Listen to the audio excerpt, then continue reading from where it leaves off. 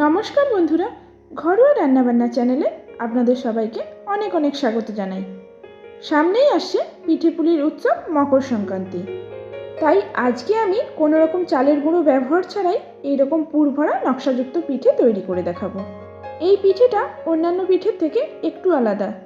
এই পিঠেটা অবশ্যই বাড়িতে একবার ট্রাই করবেন। তাহলে চলুন বন্ধুরা, আমার আজকের রেসিপিটা দেখে নেওয়া যাক। এই পিঠেটা বানানোর জন্য প্রথমে একটা পুর তৈরি করব। তার জন্য শুকনো কড়াইতে দিয়ে দিচ্ছি একটা নারকেল কোড়ানো। এবার নারকেলটাকে শুকনো খোলায় 1 থেকে 2 মিনিটের জন্য ভেজে নেব। এতে নারকেল থেকে একটা সুন্দর গন্ধ বেরিয়ে আসবে। তারপর দিয়ে দেব 1 বাটি লিকুইড খেজুর গুড়। এখানে আপনারা চাইলে খেজুর গুড়ের পরিবর্তে চিনিও ব্যবহার করতে পারেন, তবে চিনির পরিবর্তে খেজুর গুড়টা ব্যবহার করলে নারকেলের পুরের স্বাদটা অনেকটাই বেড়ে যায়। এরপর খেজুর গুড়টাকে নারকেলের সাথে খুব ভালো করে মিশিয়ে এরকম শুকনো শুকনো করে নিতে হবে। এখন কড়াইতে দিয়ে দেব 2 কাপ মতো জল, তারপর দেব পরিমাণ মতো লবণ, আর দেব 4 চামচ মতো চিনি। এখানে চিনিটা ব্যবহার করলে আমরা যে ডোটা তৈরি করব তার মধ্যে সুন্দর একটা মিষ্টি মিষ্টি ফ্লেভার আসবে। এতে পিঠেটা খেতেও বেশি ভালো হবে।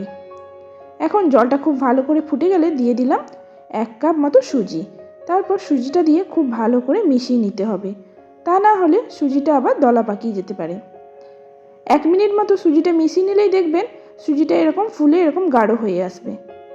আর এই সময় দিয়ে দেব 1 কাপ ময়দা। তারপর ময়দাটা দিয়ে আবারও খুব ভালো করে মিশিয়ে নিতে হবে। এবার লো ফ্লেমে 1 থেকে 2 মিনিটের জন্য ময়দাটাকে খুব ভালো করে মিশিয়ে নিতে হবে, যাতে ময়দাটা কোনোভাবেই দলা পাকিয়ে না যায়।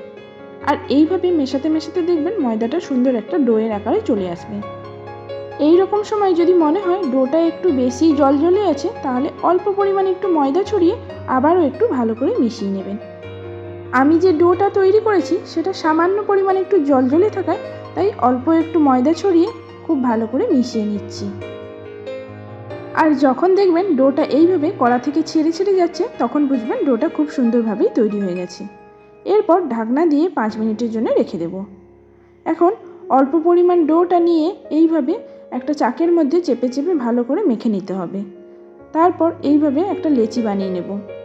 এরপর অল্প একটু ময়দা ছড়িয়ে লেচিটাকে পাতলা করে রুটির আকারে বেলে নিতে হবে।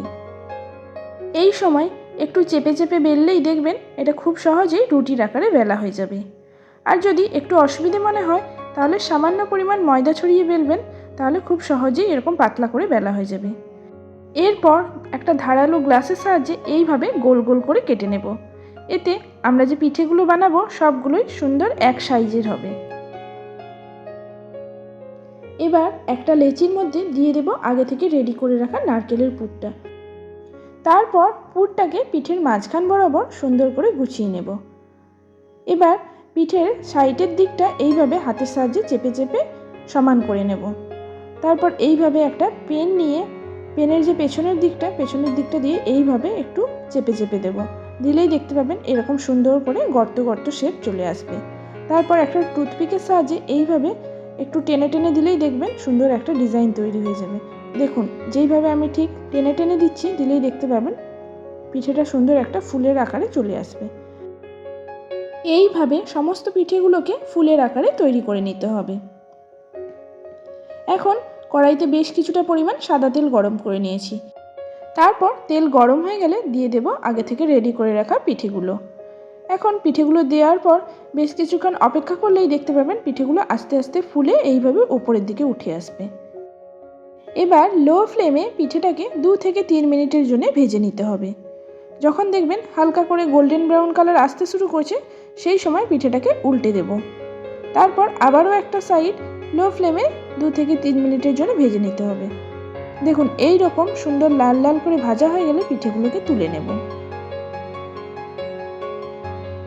তাহলে বন্ধুরা, দেখতেই পেলেন কত সহজেই কোনো রকম চালের গুঁড়ো ব্যবহার ছাড়াই 1 কাপ সুজি আর ময়দা দিয়ে এরকম সুন্দর নকশাযুক্ত পিঠে তৈরি হয়ে গেল।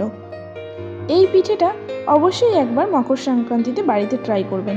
এটা একবার খেলেই বারবার খেতে ইচ্ছে করবে। আমার এই আজকের রেসিপি যদি আপনাদের ভালো লেগে থাকে তাহলে লাইক, শেয়ার ও কমেন্ট করার অনুরোধ রইল। আর আমার চ্যানেলে নতুন বন্ধু হয়ে থাকলে চ্যানেলটা সাবস্ক্রাইব করে পাশে থাকতে পারেন। ধন্যবাদ।